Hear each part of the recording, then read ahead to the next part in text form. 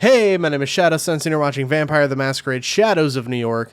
We just met with D'Angelo, went back to Callahan's place of death, the crime scene, another way of putting that.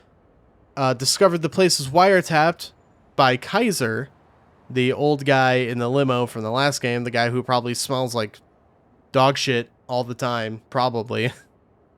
So we charmed a random passerby into calling Kaiser for us. Because, as you know, the old technology don't do kindly to at least a La Sombra kindred. And, yeah, now we're about to enter the limo. Get the fuck in, Sawinski.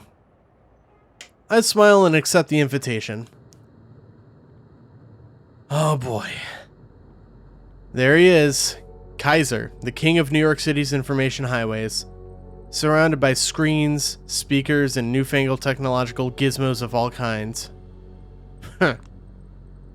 First impression, he's one repulsive son of a bitch. D'Angelo is also a sewer rat, and he might have had similar physical disadvantages, but at least he was wholly endearing. This guy, there's no room for any kind of sentiment. He's inhumanly cold, and I get the feeling he's been like this for ages. You're getting on my nerves, little lady, and I'm far from being the only one. I get the sense he meant for all this to be threatening. Instead, I'm elated. After a week of running around like a headless chicken, unsure if I was getting anywhere, finally I get a compliment. There's one thing I learned back in Lodestar, it was that you only know you're doing your job correctly when someone powerful gets visibly mad.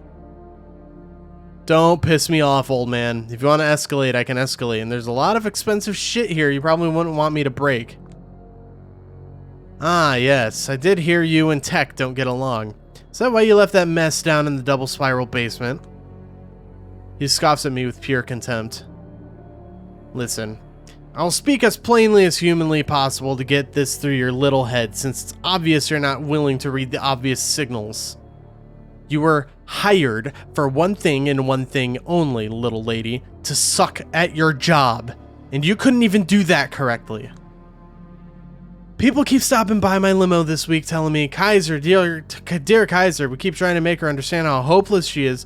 She just won't get a clue.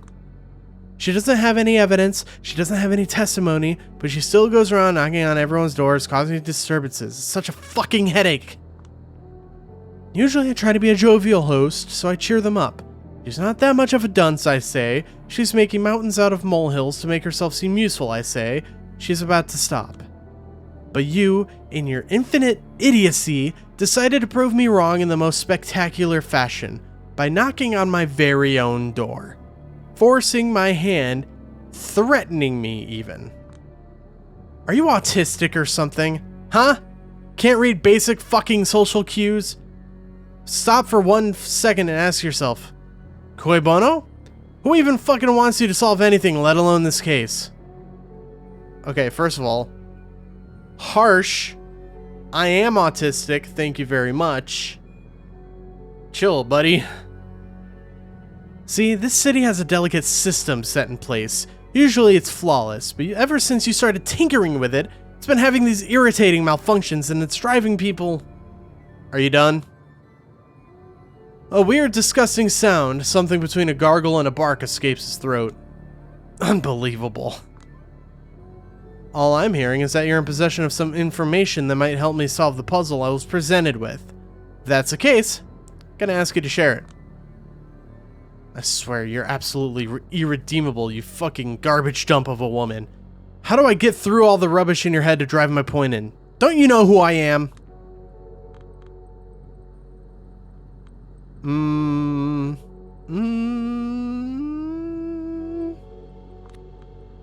Oh, I know who you are. You're the person who had Callahan's place wired, which makes you a possible witness of sorts or even a suspect. Psh, for Christ's sakes, woman, get real. Even if your accusations were correct, then who, pray tell, who would you even report them to? Do you even know what kind of people I answer to? No? Care to acquaint us? Is that really what you want? You want to know who pulls the strings? Give me 10 minutes and I can arrange a meeting, but this is your last chance to turn back. If you don't, I can tell you now you're going to be sorry. The big kahuna? Finally, now we're talking. Yes, the big kahuna. So this is your final answer, huh? Absolutely. Unbelievable. He takes out his phone and begins furiously typing. I relax in the seat. Finally, we're getting somewhere. Might be dangerous, yeah, but at least I'll finally get a clue of what's going on. I'm just saying, this is the point of no return. My boss doesn't fuck around. Best case, you're going to beg him to take you in. Whatever. He keeps grumbling under his breath, but I'm not even listening. Oh, God. What is wrong with my body? I just watch the streets go by. Until out of the blue, I experience a strong sense of foreboding. I first spot her in the corner of my eye. She's hovering right next to Kaiser with an expression that's impossible to discern. When she speaks, her voice is machine-like, yet otherworldly. Fine, we're 5 minutes away or so. Get the boys ready and give her the Mel Gibson special. What the fuck does that mean? You gonna Passion of the Christ me? The moment he puts away his phone, the silhouette disappears. We're 5 minutes away. Better start figuring out the ways you might prove yourself useful to the honcho. There is no honcho. Oh my god, of course this motherfucker is setting me up. I need to get out of here now. I do the first thing that comes to mind. I grab the door handle and pull. He notices me scrambling and struggles to grab me. Hold up, you stupid fucking cunt. Glass breaking, loud thuds of something heavy hitting the asphalt, tires screech. I think he grabbed me. I think he tried to pull me back in. I think we fell out of the limo. I think his body cushioned my fall. But I'm struggling to process what's going on. It's like I'm blanking out. When I come to, he's already attempting to get up, cursing under his breath. The limo has stopped a little further in, but whoever the driver is, he's not coming out. Fucking... When he stands up, he'll be out for vengeance. He's an older vampire who knows how strong he is. I need something that'll give me the advantage. The pepper spray, of course. Probably won't be as effective as it would be on a living person, but it's still worth a try. I limp towards the asshole, disarm the device, aim towards his eyes, and unload the entire canister. Ah! It worked. It actually worked. I keep up the offensive. I punch him, kick him, throw him around. I pummel him, smash his head against a curb. I struggle to harm him in any way I can, like a frightened animal. I don't know how long it lasts. Might be 1 minute, might be eternity. The driver steps out of the limo to help his boss, but once he sees what I'm doing to him, he runs away in a panic. Feels good. Feels absolutely horrible. Once I'm done, I sit on the curb and scream my lungs out to avoid crying. And then I look at him. He seems shocked, barely hanging on. I know what I've done was extremely stupid. I did hear how he's one of the most influential figures in the city. But that's probably why he never expected to get his ass whipped. Especially by someone like me. When he speaks again, his voice is pathetic, surprisingly close to a whimper. You'll pay. You'll fucking pay, you lost, mislaid, and abandoned property of a woman. He's unwell, talking nonsense. I approach him again. You wanted to have me whacked. What, do you think I'm stupid? You needed to be taught a lesson. Well, would you look at who ended up teaching who? Now talk. Tell me everything you know about Callahan's final death. All of it. Go to hell. You can fuck me up however bad you want. I'm still not gonna tell you shit. You try anything, there will be consequences. There will be retribution. My mouth is shut. He might be my last chance to solve the case, but if I don't force him to talk, he won't. There's a burgeoning thought in my mind, but it scares even me. Are we thinking diablerie? Diablerie, also called the amaranth, is a term used by vampires to describe the act of drinking another Canaanite's blood and then drawing their soul into one's own. Do I dare push him to the edge? Make him suffer until he squeaks? Something tells me I'm gonna need to... Oh no. Oh no. I can't choose to save in a separate slot?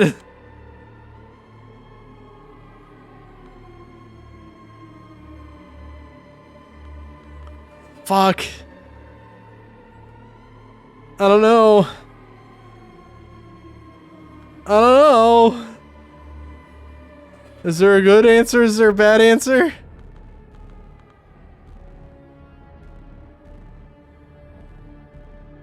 I'm gonna do whatever's necessary. Trade updated. The ends justify the means, duh. Okay. Well, I'm sure you'll open your mouth if I do this. I put his shin against the curb. Wait, what? And kick with all my strength. Ah! It's a compound fracture. I barely managed to suppress my gag reflex. Feels like I'm dissociating. You fucking psycho! You fucking psychotic bitch! He's actually weeping. Like a child. It totally shatters the tough image he was trying to project earlier. Like, this is the first time anyone has ever used physical violence against him. What if it is? You either start talking or the other leg goes. Then the hands. Then I will get creative. I try to collect myself and put his other leg on the curb. I'll talk! I'll fucking talk! The kick connects. It's a light one, a sadistic feint, but it still manages to get a pathetic whimper out of him. Then talk, but this had better be good. He looks at me with pure fury, then begins to speak through clenched teeth. You want to know who was in Callahan's office before he died, little lady? Everyone. Fucking everyone and their mother was there. Vanderweyden, Aisling, Arturo and Panhard, that Khmer douche motherfucker Torque with his sidekick. All of them. Callahan thought that the only way to get out of it was to pit them all against each other or to ally with every single one of them. Little did he know, it was all in their best interest for him to just fucking die. That's good. That's great. But who killed him? I have no fucking idea. That won't do. Once again, I put his leg in a potentially disastrous position. In response, he starts howling maniacally. You fucking sadist! You fucking monster woman! I really have no idea! Who kept complaining to you about me? Who's responsible for getting rid of the evidence? Everyone! Everyone did! Goddamn Callahan had dirt on everyone and antagonized everyone, so it took everyone to fucking bring him down. All evidence is gone, every theory is equally true, so none of it is. Don't you see, you fucking cunt? Everyone is complicit, so nobody is. Why the fuck do you think Sophie Langley's no longer around? Why is Torque no longer pretending to be a revolutionary? Why are free agents involved? Why are they shutting you up tomorrow? Shutting me up? Who? Can't you connect the dots, you dumb whore? What are you, a fucking... I'm not gonna say that. I'm not gonna say that word. Somebody's about to get... Julia! I look back over my shoulder and see Kadir. Bloody hell, what is wrong with you? Kadir, you're out of control. This is why I didn't want you to get involved. I had a hunch. A hunch that the moment you get a whiff of true power, all brakes will be off. Bullshit! You're out of your damn mind. I should have you in for a potential Masquerade breach. Just let me explain myself. This ugly fucker tried to have me beaten, maybe even killed. Don't you care about that? I have no idea, Sheriff. No idea. She's dangerous, psychotic. Shut the fuck up. I can't control myself. I kick him where I know where it'll hurt him the most. Ah, my fucking leg! Stop this right now, you goddamn idiot! I freeze in place. I've never heard him use that tone with me. I'll take care of you in a moment in my car, Kaiser. Hold on. I'm not done questioning him yet. Looks like there's a major conspiracy to... Gonna have to ask you to leave, and you're gonna be glad I leave it at that. If you do that, I'm gonna have to assume you're complicit. That's worth 2 strikes in my book. You don't want to risk a third. So that's that? Tell me, what was all my footwork even for? We'll be seeing each other, little lady. Can you hear this? Go home, Julia. But, go home. Fine. I will. But before I do, I take a quick peek into Kaiser's limo, still abandoned a little further down the street. I skipped the church visit again tonight. I want more time to finish this report. Who knows, it might be my final one. I want to spend more time with Dakota. Yeah, just forget about the rest of the world. Something tells me something bad is gonna happen to Dakota, or has already happened. A lot happened tonight, but I can still manage to be at our apartment an hour earlier than usual. She should be glad. I sneak into the apartment as silently as possible, trying to surprise her. When I reach the bedroom, I see something unexpected. Hits me like a ton of bricks. At the beginning, I can't properly parse the sight. But when I finally understand what I'm looking at, it causes a wave of terror and disgust to swell up inside my chest.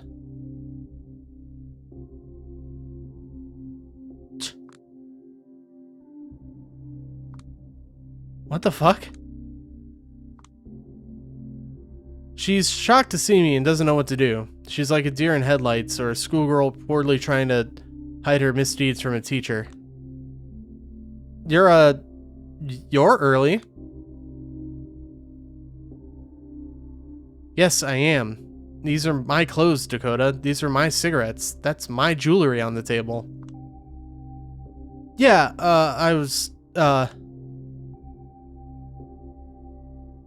and I'm pretty sure, God almighty, I thought I was just being neurotic whenever I noticed something dreadfully familiar in you. I can explain. Please do explain.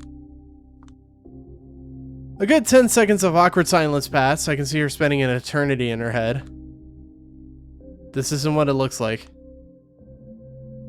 Oh my god, it is exactly what it looks like. I will just come out and say it. Dakota, are you single white femaling me? It all makes sense now. No, come on, no. Hang on, I need to find out what that means. Oh, okay, so it's what I thought it was. It's when someone pretends to be you. Yikes. I thought I was the leech in this relationship. We watched that movie together. We made fun of Jennifer Jason Leigh together. A roommate stalking and imitating her own roommate. Ha ha ha, what a concept, right? But I was being fed on in a far more sinister way without knowing it. Don't be silly. Silly? I've never been this serious with you. So whenever she put on my makeup, whenever I used her as a mirror, she always hyping me up because she wanted to live vicariously through me? So many little things make sense in retrospect. Little ways you kept modulating your speech after me, the weird ways our tastes are always compatible, some of your art feeling so familiar. None of it would trigger any alarms by itself, and yet she's as humanly embarrassed as possible. Julia, listen. Don't fucking touch me! I can barely think of anything more repulsive than being put on a pedestal like this. It's like the other person is begging me to perceive them as someone worse, if not outright subhuman. Don't be like this. Just don't. You know, this would probably be infinitely more palatable if you talk to me like a person here, not just like, I don't know, your fucking mommy.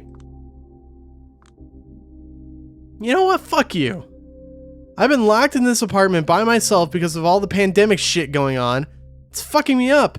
I know you have it hard right now, so I didn't want to bother you. Yeah, I was counting on you to ask how I'm feeling. Babe, how's your work-life balance? Aren't you feeling claustrophobic? Hey, is it just me or is our drug supply weirdly shrinking too fast? But no, you were too much of a self-centered bitch. You regularly suck me dry and it's okay, but the moment I entertain the thought of taking something in return, I'm crossing a line? Oh no, I'm a member of an immortal elite secret society. It's so hard to cope, Dakota. Whatever I gracefully decide to visit our apartment, let's just do what I enjoy until the pain stops. Fuck you. Fuck you, sincerely. Fuck you, fuck you, fuck you. There's nothing you can do but take, and you should have learned by now that just taking won't make you happy, you big dumb bitch. Stop, just... I'm destined for better things than this. Get the fuck out of here. You disgust me. Dakota breaks down crying. She grabs a jacket and purse, and then runs out of the apartment. I don't try to stop her. I stand there for a short while in silence and then lock the door. Did she take her keys? I don't know. I don't know if I care. I desired for someone else, not for myself. For a way to open a different world, not to get locked back in mine. I collapse onto the soft bed. I smell her perfume. I always liked it, but now it makes me feel slightly nauseous. I try not to think of Dakota. Think of Kaiser. Think of Kadir. Think of Callahan. No matter what I think of, I sense doom. I feel that I've just sealed my fate, whatever it may be. Everything fucking sucks. Back into the void. Back into the void. Back into the void. Oh boy. That was a lot. That was a lot. For me, it always starts with an image. An image which might be vaguely eerie or interesting, but usually not an image that would provoke particularly strong feelings by itself. Usually it hides behind a mystery, that much is correct. But that mystery doesn't exist without a text, or more specifically a context. Context is everything. One way or another, you need to process what you're looking at. Maybe the context will be something you've heard or overheard. Maybe, although it's quite rare and pretty special, it will be your very own creative, captivating, complete interpretation. A ghost of an idea. Is this a half-forgotten memory of something unspeakably beautiful I will never ever see again? Just a scene from a movie? A fragment of a music video? An animation? Or maybe this really is the last thing Callahan ever saw in his own life? Warm sunbeams caressing his skin and turning it to ash? A giant ball of fire engulfing his body in flame from 93 million miles away? Was he terrified? Was he grateful? There's no will, no suicide note, no nothing. Instead, we can only count on what the local historians will write, presumably letting their biases shape the narrative one way or another. What am I looking at here? A horrible, laughable hall of mirrors? A creep whom I never ever want to see again? A vampire much more despicable than myself? Or maybe someone who loved taking care of me and deserved to be cared for in return. Funny thing, whenever I was high as a kite, mentally lost in dimensions parallel to ours, she was my anchor. Our shared history, my feelings for her were an anchor. Matthew McConaughey, returning to his estranged daughter from the other side of the cosmos, from beyond the event horizon, guided by nothing but love. Then, whenever I got back to planet Earth for a week or two, I was haunted by a memory of that affection. I was the best possible version of myself toward her. But that haunting always refused to transfigure into something real. What gradually took its place were angry, disappointed thoughts, and among them, one thought that I was always trying to suppress.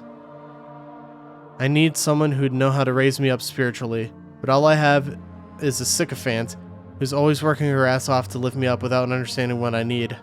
It's hurting us both. Having these words pop in my head hurt me, but because they had a ring of truth to them. But also because I knew there must be another narrative, a better narrative. I'm just too stupid to find it. Story of my life, story of my own life. I still have no idea what I think about this city. I had my best city in the world phase, I had just a playground for wealthy fucktards phase, but now I'm in a search of a better description. One day, probably, I will stumble upon like a piece of writing or prestigious TV show scene that will contain just that, and suddenly I will look at this place with new eyes. Or maybe I won't. It's like the frustrations I had back at Lodestar. All these words constantly trailing behind reality, trapping you in useless mindsets instead of bringing enlightenment. Fuck all those flashy writers whose main concern is furthering their own brand. Douchebags who present you with limited, pathetic, depressing realities where they are kings. Fuck them all to hell. We need words that will paint a brighter future before our eyes. But what if that can't be done without reinterpreting the past first? What if we haven't even defined the ills and threats correctly? Once again, my thoughts return to the same visual that has been tormenting me for almost every waking moment of this past week. A senseless demise devoid of any context, a crime scene stripped of evidence, an image created by an unknown artist designed to leave you dumbfounded. The investigation is over, all the possible avenues explored, all the non-testimonies are in, no concrete evidence found, the play is almost complete, the actors are ready to leave the stage. It is what it is. I failed as a detective. Maybe through no fault of my own, but again, it is what it is. This case, this scene, this picture never needed an investigator. From what I understand, all the people in charge ever wanted was a talented writer. What if a ghost of an idea? When I wake up, Dakota is still not here. I don't know how to feel about that, so I just don't. Kadir hasn't left any messages by the door. Still that mad, huh? He will probably appeal to the court to take me off the case, and if half the garbage Kaiser was spouting is correct, he shouldn't have much trouble convincing everyone. I look in the mirror and stare at my warped non-reflection. This place is upsetting. You need to change the scenery, girl. The depressing streets of a lockdown New York City will do. Alright. Well, that was heart-wrenching and sad. We got really, really violent, and then the emotional whiplash of finding out that our girlfriend was pretending to be us. That shit's scary, dude. Fuck. I can't imagine ever having to go through a scenario like that. And I know it happens, like, a lot. It's not an uncommon thing for weirdos to do, is to pretend to be their friends. And that shit's scary, man. Fuck! Last two episodes were emotionally turmoiled. God damn. Well, we'll continue this trauma in the next episode. So, thank you guys so very much for watching the video. If you liked it, give it a thumbs up. If you want to see more videos like this one, please consider subscribing. And until then, I'll see you guys next time. Bye-bye.